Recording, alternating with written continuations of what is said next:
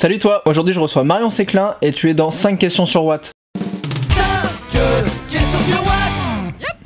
Salut Marion. Salut Benjamin. Comment ça va? Ça va bien et toi? Très très bien. Je suis très content de te recevoir. Moi aussi. Parce que c'était Fab le premier. Fab, ensuite toi. Ça fait un très bon parrain et marraine. C'est vrai. Oh là là, je suis marraine de quelqu'un, je suis trop contente. C'est un de mes buts dans la vie. Tu as une question nostalgie, une question bilan, une question confidence, une question turfu, 4 paquets de cartes, tu tires au sort dans ces paquets de cartes, tu lis la question à haute voix et on en discute. Ok, ça marche. T'es prête? Oui. Alors on démarre sur la question nostalgie. La question nostalgie. Ok. Quelle expérience de ton passé t'a rendu plus fort? Alors, attention quand même à pas partir dans les... Non, parce que... Ok, parce que bon... Tu veux dire une expérience de mon passé, quand je l'ai vécu, je me suis dit ça va me rendre plus fort, ou je me suis rendu compte après coup que ça m'avait rendu plus forte? Plutôt après coup. T'as déjà vécu des choses où en le vivant tu te rendais compte que ça te rendait plus fort? Genre les ruptures par exemple. Les ruptures amoureuses, à chaque fois que j'en ai vécu une, je me disais rappelle-toi la dernière, ça t'a fait chier pendant 2 semaines et ensuite... Tu vois. Donc ouais, les ruptures amoureuses, c'est des expériences où je me disais ce qui ne me tue pas me rend plus forte. Je crois que c'est l'indépendance. Le fait de prendre mon indépendance vers 18 ans, de quitter chez ma mère et d'avoir mon appart et d'avoir besoin de travailler pour payer tout un tas de frais engendrés par le fait d'habiter seule à Paris. Ça a fait que j'ai pas eu le choix, j'ai été lancée dans le grand bain. J'ai perdu pas mal d'insouciance et d'années pendant lesquelles normalement tu te fais une vie sociale, tu fais n'importe quoi, tu testes toutes les drogues de France et ensuite t'es là avec tes amis, wouh. Bah moi non, j'ai juste directement à 18 ans été responsable de mon cul. J'en chiais un peu, je me disais j'aimerais bien pouvoir moi aussi avoir des jours de congé, ou j'aimerais bien partir en vacances, pourquoi pas avoir des relations avec des gens. Mais finalement aujourd'hui j'ai une vraie valeur du travail et je sais que si demain tout s'arrête, je retournerai sans aucun problème bosser n'importe où, parce que je sais comment c'est, je sais que ça a déjà été fait. J'ai eu des ambiances de boulot de merde, du coup je sais reconnaître quand une ambiance de boulot est formidable. Et tout ça, je sais que ça m'a forgé. Après évidemment je ne me souhaite pas que tout s'arrête et de devoir retourner vendre de la sape ou être serveuse, mais je sais que je peux le faire et je sais que je le ferai très bien, et je sais que j'ai moins peur de pas réussir à m'occuper de moi, à me prendre en charge. On passe tout de suite à la question bilan. C'est la question bilan. Qu'est-ce qu'on attend? On fait le bilan calmement, se remémorant chaque instant, Parler des histoires d'avant. comme si on avait 50 ans. Quel est ton plus grand défi en ce moment? Je crois que c'est le même défi depuis quelques mois, c'est que je fasse le tri dans les choses que j'accepte de faire et que je rende les boulots à l'heure. Je suis du genre à dire oui à 1 milliard de trucs parce que tout me passionne et tout me fait plaisir, et qu'on vienne me chercher pour me dire ça te dit, je suis toujours là. Wouh! Sauf qu'à un moment j'arrive à un stade où mes semaines elles font 7 jours, comme les semaines de tout le monde. Sauf que moi mes semaines elles font 7 jours de travail. J'ai pas de jours de congé, je prends pas trop de week-ends, je cravache autant que je peux, et puis j'ai un travail un petit peu fourbe puisque je peux travailler de chez moi de mon ordinateur certains jours. Du coup si c'est la nuit, ce sera la nuit. Donc si je regarde, je travaille beaucoup d'heures par semaine et je prends pas beaucoup de temps pour moi parce que tout me passionne et tout me plaît. Mais il y a aussi des choses où je sais que j'aurais pu dire non, c'est sympa mais non merci. Et je le fais pas encore assez. Donc je pense que mon plus grand défi en ce moment, c'est vraiment de prendre du temps pour moi, mais que pour moi. Pour moi et personne. Pas toi, pas elle. Tu vois. Ah oui, donc c'est pas dans l'idée de te dire je sélectionne là où je veux apparaître et ce que je veux faire pour me concentrer plus dans le boulot et recentrer ça. C'est plus je commence à prendre un peu de temps pour moi. Si, c'est un peu ça aussi, parce que ça va en découler, c'est-à-dire que du coup devoir refuser des choses, ça va faire que je vais refuser des choses que finalement j'aurais peut-être pas fait avec le cœur, ou que j'aurais fait avec moins de cœur qu'autre chose. Mais savoir dire ça va me prendre du temps et j'ai envie de le faire sérieusement, mais j'ai aussi envie de pouvoir partir en Camargue, pourquoi pas me détendre la nouille, parce que si je me mettais à faire tout ce qui me plaît, je pense pas que j'aurais beaucoup d'heures de sommeil, et mais ne serait-ce que pour mes loisirs, c'est-à-dire que quand je commence un loisir, j'en commence 15 d'un coup. Je me suis mise au sport, du coup je fais 4 types de sports différents. Je pouvais pas juste faire je vais faire du sport, je vais courir. Non, c'est genre je cours, je fais du vélo, je vais faire renforcement musculaire, je fais du yoga, et pourquoi pas commencer un petit peu de... Tu vois. Et c'est ça aussi, c'est le fait de sélectionner un peu plus ce que j'ai envie de faire, histoire de valoriser ce que j'aime vraiment faire, et en même temps de valoriser le temps que je garderai pour moi. Je ne sais pas garder des trous dans ma journée. Je sais pas me dire, là j'ai rien, je vais rien mettre. J'ai vachement de mal à faire ça. Et encore une fois, quand j'ai rien et que je me dis je vais rien mettre, je me dis ouais, mais j'ai un truc à rendre pour dans 2 jours, ou j'ai un truc à rendre, ou j'ai une réunion, ou j'ai ceci, ou j'ai cela. Vu que t'as tout accepté, de toute façon t'as jamais rien en fait à faire. T'as toujours des échéances. J'ai toujours des échéances. Choses, Après j'ai tout accepté, pas forcément, mais en tout cas j'ai rempli ma semaine. Ouais. Comment tu fais pour trier du coup ce que tu veux faire et pas faire? J'y vais vachement à l'instinct. Il y a des trucs que j'aime et je vais dire oui tout de suite, sans réfléchir.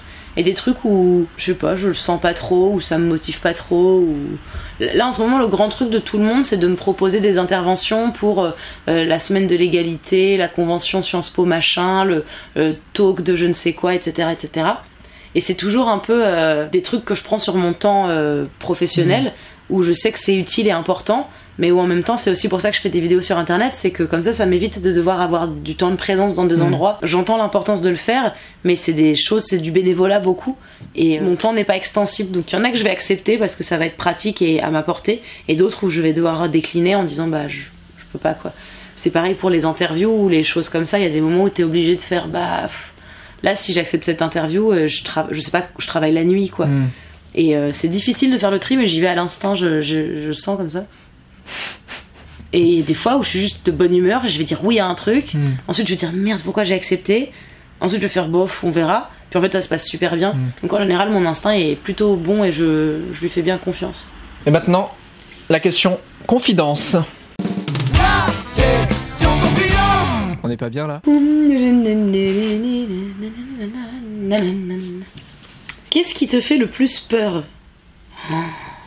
J'aimerais bien me souvenir que j'ai fait des trucs fous et m'en mettre un peu plein la vue, plutôt que me dire je suis restée 15 ans avec votre grand-père alors qu'il était nazi. Tu vois, j'exagère, mais j'ai l'impression qu'on a vachement été élevés, surtout en tant que nana, à beaucoup se satisfaire de la merdouille qu'on nous filait. Et que ce soit dans les relations amoureuses, dans les relations pro, c'est genre bah ça pourrait être pire hein. Oui effectivement, et je me dis je veux pas me satisfaire de ça pourrait être pire, je veux que ce soit le meilleur tout de suite. Donc ouais, j'ai super peur de regretter des décisions que j'aurais pas prises. Peut-être que ça me fait prendre des décisions vite, mais j'ai l'impression que de toute façon je tire mon parti de ces choses là. Je prends des décisions vite et ensuite je me dis mais j'ai bien fait forcément, j'ai forcément bien fait. Et c'est comme ça que ça me rassure, c'est comme ça que je suis contente. J'ai aussi un peu... Ouais. Cette peur du regret, elle vient de choses précises? Est-ce que t'as déjà eu des regrets, tu t'es dit ah bah plus jamais ça? Ou est-ce que ça a toujours été un peu constant mais il n'y a rien de factuel qui a fait que t'as eu ça? Non, j'ai pas tout le temps été comme ça, c'est juste que c'est vraiment la prise de conscience du côté éphémère de la vie qui m'a fait me dire j'ai déjà vachement perdu de temps à broyer du noir ou à rester un peu campée sur mes positions, un peu râleuse, un peu renfrognée, que je me suis dit ah ouais ça m'ennuie en fait. Enfin, c'est pas ça qui va faire que les choses elles vont avancer du tout. Je sais que c'est pas ça n'existe pas. La personne elle était assise sur son cul, elle attendait que les choses lui arrivent, elle ne faisait rien, elle ne prenait aucune décision et tu sais pas ce qui lui est tombé dessus. Un truc formidable, ça n'existe pas. Comme cette histoire n'existe pas, j'ai décidé de faire pas ça quoi. Mais j'ai aussi peur de me retrouver toute seule, j'ai besoin d'être entourée et surtout d'être rassurée sur ce que je suis et sur ce que je vaux, parce que je suis pas sans cesse convaincue que je suis formidable. Donc je me dis vite allez j'ai pas envie de regretter, il faut que j'aille vite dans toutes les décisions, et en même temps j'ai besoin d'être entourée de gens qui vont me dire hey. C'est marrant parce que ça c'est une des premières phrases que tu m'as dit dans l'épisode qu'on a fait ensemble, où on marche ensemble et on parle de savoir s'entourer. Tu m'as dit j'ai un gros besoin de reconnaissance et de tape dans le dos. Totalement. Mais toujours en fait, j'ai besoin d'indépendance de ouf, j'ai besoin de prendre mes décisions et de les prendre vite et de les prendre bien, mais j'ai besoin de reconnaissance. Comme si j'avais besoin d'aller très vite, de tracer ma route, mais d'avoir quand même des gens qui me disent t'as trop bien fait. Marion, c'est l'heure de la question Turfu. C'est la question Turfu. Allez! Elle est folle cette question, je sens qu'elle est folle. On dirait qu'il y en a une que tu sais que tu veux que je prenne. Ok. Quelle est la chose dont tu ne voudras jamais manquer dans ta vie? Il y a trop de choses. Il y a trop de choses qui se battent dans ma tête. J'ai jamais envie de manquer de courage. Jamais. Genre je veux plus jamais manquer de courage, ou même croire pendant 2 secondes que j'ai manqué de courage. Je veux plus remettre en question ma capacité à survivre tout et à ken un peu le game, tu vois. Je veux plus me dire oh j'aimerais pas que ça arrive parce que je suis faible et je pleurerais. whatever, tu vois. Jamais plus je veux manquer de courage et surtout je veux pas me le faire croire à moi-même. Qu'est-ce qui pourrait faire que t'en aurais plus justement? Voir un truc qui me semblerait insurmontable et me dire ce sera insurmontable parce que du coup ce sera insurmontable et là je me dirais je ne suis pas assez courageuse. Je sais que la vie est encore longue et il y a plein de choses que j'ai pas vécues et je sais que quand ça m'arrivera peut-être je me sentirai pas capable donc potentiellement je vais me dire je manque de courage mais je veux plus jamais. T'en as ou c'est juste pour me faire chier? T'as du courage pour moi ou...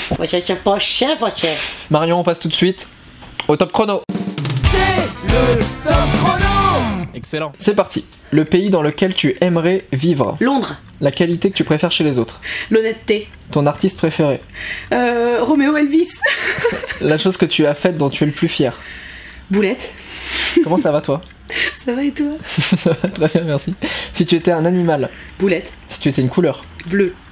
C'est terminé. Oh non! On peut le refaire? Mais Marion, la bonne nouvelle, c'est que tu te places en première position du classement. T'entends ça, mon con? Grâce à Boulette. On bat les couilles, putain. Merci Marion d'avoir merci, accepté mon Benjamin. invitation. Bah écoute, on est chez moi, donc finalement c'est un peu toi qui as accepté mon invitation. C'est vrai, avec grand plaisir. Mais moi aussi avec grand plaisir. Et c'est quand tu veux pour refaire le top chrono, c'est un jeu que j'adore. Allez. La chose dont je suis le plus fière et moi, on vous souhaite de vous abonner, d'activer les notifications et de laisser un com positif ou un com sympa ou un com cool. Oh, c'est vous qui voyez. Allez, bye.